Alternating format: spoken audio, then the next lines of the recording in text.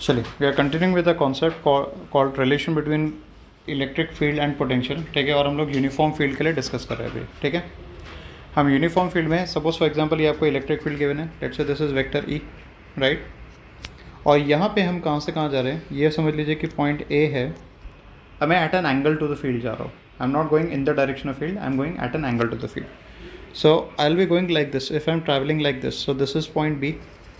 तो यहाँ से लेके ए से लेके बी तक के समझो डिस्टेंस हमारा L. Are we in the direction of field? No.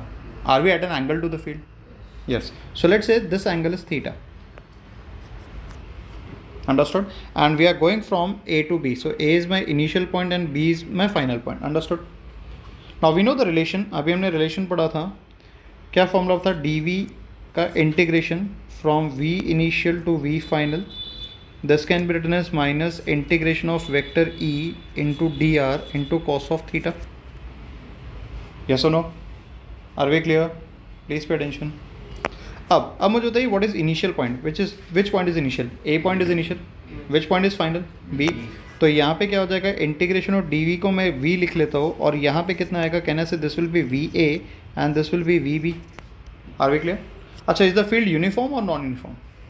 Uniform. So E is constant and angle is also constant, angle is not changing, so I can say E and cos theta are constant, so this will give you minus E cos theta and this will give you integration of dr, and we can say integration of dr मतलब total distance from A to B मिलेगा हमें, क्योंकि आप जो भी step size add करेंगे इस line के along ऐड करेंगे।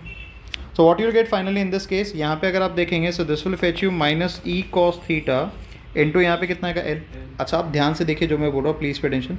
समझ लीजिए कि ये पॉइंट और ये A के बीच में परपेंडिकुलर डिस्टेंस, देखिए B को मैंने ऐसा ड्रॉ किया, let's say this distance is D, right. तो अब ध्यान से देखिए ये L cos थीटा को, अगर मैं ये ट्राइंगल में, ये वाले ट्राइंगल में cos थीटा अप्लाई करूँ, तो cos theta will be equal to adjacent upon hypotenuse. So adjacent is D and hypotenuse is L, so therefore I can say D can be written as कितना आएगा, L cos theta.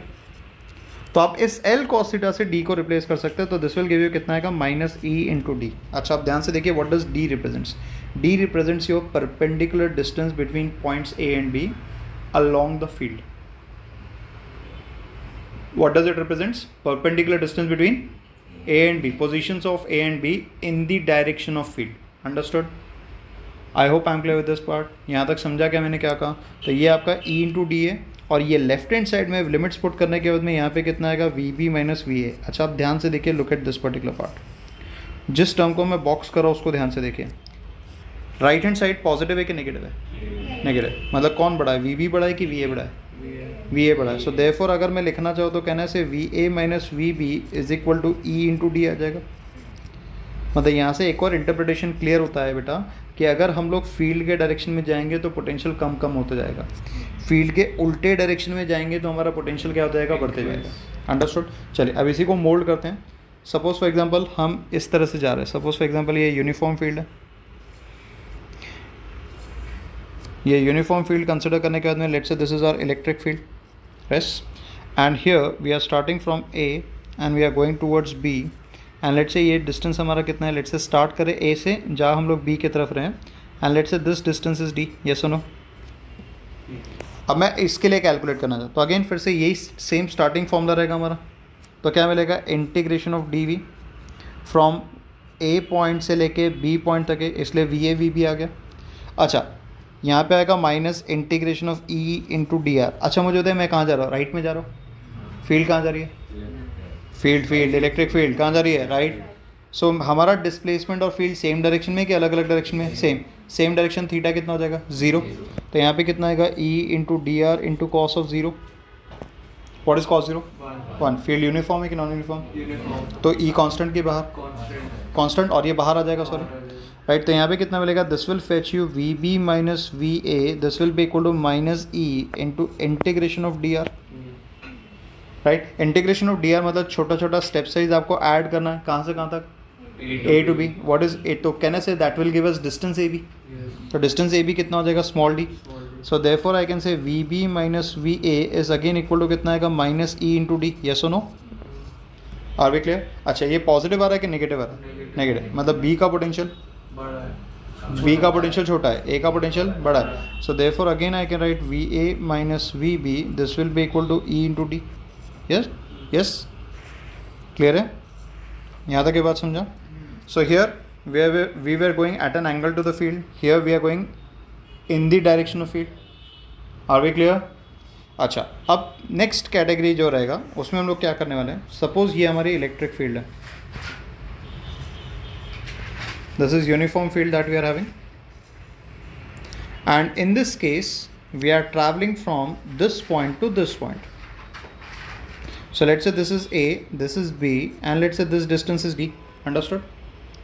तो अब यहाँ पे क्या हो जाएगा, फिर से हमारा फॉर्मूला क्या है, हमारा फॉर्मूला है dv का integration from starting point that is va, यहाँ पे कितना आएगा final point that is vb, यहाँ पे आएगा minus e into D R into cos of theta. अब मुझे बताओ हम यहाँ पे इस डायरेक्शन में जा रहे हैं, ये सुनो, are we clear in this case? अच्छा, अगर मैं इस डायरेक्शन में जा रहा हूँ तो मेरा डी आर ऊपर की तरफ है, हाँ है ना? इलेक्ट्रिक फील्ड कहाँ पे? राइट. ये ऊपर की तरफ है, फील्ड राइट की तरफ, एंगल कितना होगा 90. तो यहाँ पे कितना आएगा E into D R into cos 90. What is cos 90? 0.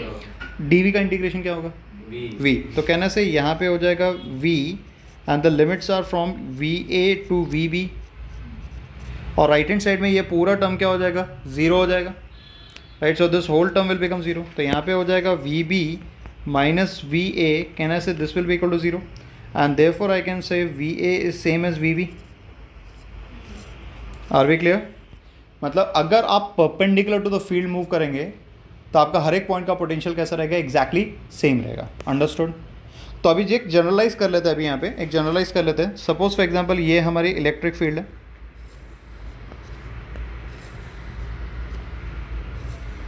ठीक है, ये हमारी इलेक्ट्रिक फील्ड है लाइक दिस, और यहाँ पे मेरे पास में समझो 4 पॉइंट्स है. Let's say this is point A, let's say this is point B, this is point C, और यहाँ पे हमारा एक पॉइंट है, let's say this is point D. Understood? अब मुझे तो सी और डी एक ही लाइन में परपेंडिकुलर टू द फील्ड, ये सुनो. अब मुझे होता है सबसे छोटा पोटेंशियल किसका रहेगा?